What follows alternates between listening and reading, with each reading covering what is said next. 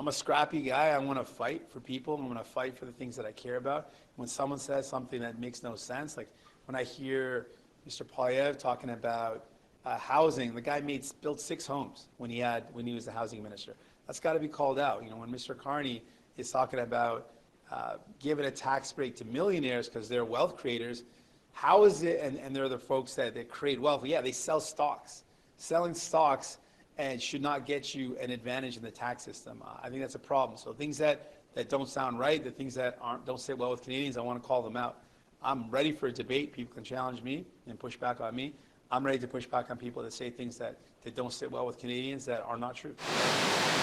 If you want to understand this convention, you have to understand what the failure of the Jagmeet Singh decade, what that meant for the NDP and what the ramifications of it were. And obviously, I'm going to be fair. Like, I know this is going to make a lot of people on the left groan because they feel like Jagmeet Singh doesn't deserve fairness. And it's not, I'm not just doing like a character takedown, because it's much more than that, because it's something more useful, which is to explain the structural position that Jagmeet Singh was operating in and why that structural position made almost everything he did functionally useless regardless of his intentions. Because the thing about that, like with Jagmeet, and I've said this before, he's not stupid and he's not without political instinct. He understood the terrain, and you saw that in the debates about a year ago. In the English debate, especially, you could see it. He came in swinging. He went after Carney on Bay Street. He went after Polyev on deregulation. He talked housing. He talked price gouging. He talked mental health. He even talked about the genocide in Gaza. And for a moment, it landed. It was smooth. And you could feel it landing, but it was very much way too little, way too late. And that's what I remember thinking. It was like, yeah, this version of this guy, this is what people had been begging for years. And again, it's just too little, too late. But this is the thing. And I last time I talked about this, I used like the combat sports metaphor because I think it's actually the most accurate one. Like when you're a fighter and you're down multiple rounds and you come out in the final round throwing bombs, you know, the commentators always say the same thing. Like, look, they got a lot of heart out there. They got a ton of toughness. And what they're not saying is it doesn't matter anymore, because toughness and heart without strategy in the earlier rounds, in the earlier part of the fight, when it mattered, is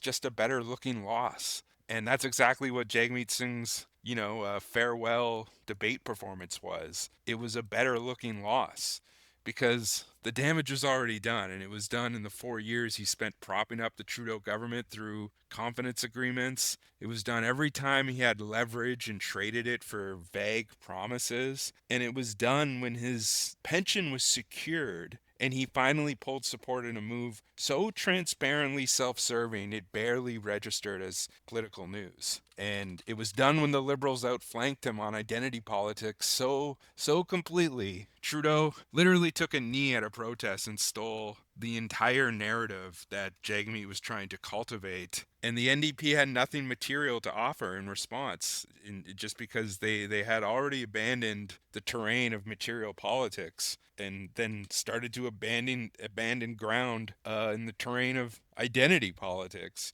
And that's the structural thing that I'm trying to convey, and I want people listening to understand, is like, it's not that Jagmeet Singh failed because he was a bad person or a coward, kind of a coward, though there are very much real criticisms of his leadership that I can get into. And it's the point is that the NDP's structural position inside the Canadian political system, first half the Post, the media ecosystem is designed to spotlight the liberal conservative binary, a party that has spent decades trying to get elected by being less scary. That position makes the kind of politics that Jagmeet would need to pursue in order to actually matter essentially functionally impossible. Like, you're always going to be the guy yelling in a soundproof room, and the room was built to be soundproofed, and that's all by design. I guess the send off with Jagmeet is like, I just keep going back to those last debates and how he came out swinging in the debate in the final weeks of a campaign where the polls had already moved against him massively, when he shows up as the fighter that everybody wanted him to be all along. And it was not